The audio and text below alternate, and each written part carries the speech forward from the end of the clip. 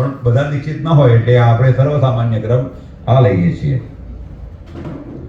યજમાન દીક્ષિત ના હોય તો આમ શીખવાડવા નહીં બેસવાનું હોય એને, આપણે દોષમાં પડીએ પાછા. એનામ જ કરાવવાનું કે આ પ્રમાણે કરો, અને એ પ્રમાણે કરી એમાં 3 પુષ્પ રાખી અને જે તે દેવતાનું ધ્યાન કરવાનું. અને એ ધ્યાન કર્યા પછી એ હૃદયનો દેવ છે સુષુમ્ના માર્ગથી અહીંયા બ્રહ્મરંધ્ર જઈ અને ત્યાંથી એ વાયુ સ્વરૂપી મૂર્તિમાં આવે છે. એટલે આ પ્રમાણે પોવામાં રાખી અને એ શ્વાસ છોડવાનો છે, ત્યાં આગળ સૂંઘવાનું નથી. એ શ્વાસ છોડ્યો એટલે એ દેવતા એ તમારા પુષ્પમાં આવી ગયા. પછી જે દેવતાનો તમારે મૂળ મંત્ર લેવાનો હોય એ મૂળ મંત્રની સાથે તમારે પુરાણોક્ત કે વેદોક્ત મંત્ર બોલવો હોય. દાખલા તરીકે તમે વિષ્ણુ યાગ કરી રહ્યા છો તો તમારે શાંતાકારમ લોહિતમ વિષ્ણુ વિચક્રમે જે કોઈ મંત્ર બોલવા હોય તે પણ તમે એની સપર્યા ઓમ નમો ભગવતે વાસુદેવાય મંત્રથી કરવાના છો કે ઓમ નમો નારાયણાય મંત્રથી કરવાના છો. તો એ મંત્ર બોલી અને પછી કહેવાનું કે સાંગમ સપરિવારમ સાયુધમ સશક્તિકમ સવાહનમ અમુકમ આવાહયામી એમ કરીને મૂર્તિ ઉપર ચડાવી દેવાના. પછી એ મૂળ મંત્ર બોલીને દાખલા તરીકે ઓમ નમો ભગવતે વાસુદેવાય હોય તો મંત્ર બોલીને મૂર્ત આવાહિતો ભવ સ્થાપિતો ભવ સન્નિહિતો ભવ સન્નિરુદ્ધો ભવ દરેક મુદ્રા બતાવતી વખતે મૂળ મંત્ર ભણવાનો.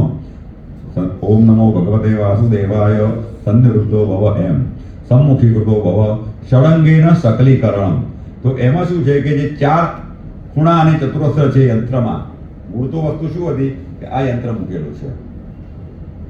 આ તમારું કલશ ઉપર તમે યંત્ર દોર્યું હોય તો યંત્ર છેવટે ભૂપુર તો ચોરસ થઈ જવાનું ઉપર, બિંદુ ત્રિકોણ ષટકોણ તો પછી તો ઉપર ચતુરસ્ર આવી જશે ને. તો ચતુરસ્રના 4 જે ખૂણા થશે એ અગ્નિ શાસ્ત્ર વાયવ્ય કોણ છું, અગ્નિ ઈશાન અસુર અને વાયવ્ય. એટલે ઊંધો ઝેડ યાદ રાખવો હોય તો આમ ઝેડ આવે પણ આપણે આમ ઊંધો ઝેડ તમે યાદ રાખો એટલે ખ્યાલ આવે.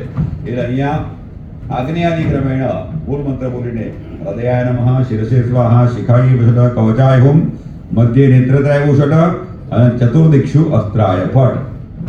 એ ષડંગેન સકલીકૃતો ભવ અવગુંઠિતો ભવ. હવે જો આપણે કવચેના અવગુંઠ્ય લખીએ છીએ, બરાબર છે. કવચને આ કેમ કરીએ છીએ? કવચાય હુમ આ પ્રમાણે કરીએ છીએ એટલે કવચ મુદ્રા આ થઈ. અને કવચેના અવગુંઠનમ એટલે આ એને બાંધી દીધો. એનો મતલબ એ કે હવે પૂરું થાય કે હું અહીંથી હટવાનું નથી. પણ ઘણા લોકો આને કવચેના અવગુંઠ્ય કહે છે, તો આ મુદ્રા ખોટી છે. કવચેના અવગુંઠ્ય આ મુદ્રા છે. આમ અવગુંઠિતો ભવ અમૃતીકૃતો ભવ પરમીકૃતો ભવ પ્રાર્થિતો ભવ. 2 હાથ જોડ્યા ને એટલે હૃદયને સ્પર્શ થવો જોઈએ હો, ત્યારે નમસ્કાર મુદ્રા પૂરી થાય છે. પ્રાર્થિતો ભવ.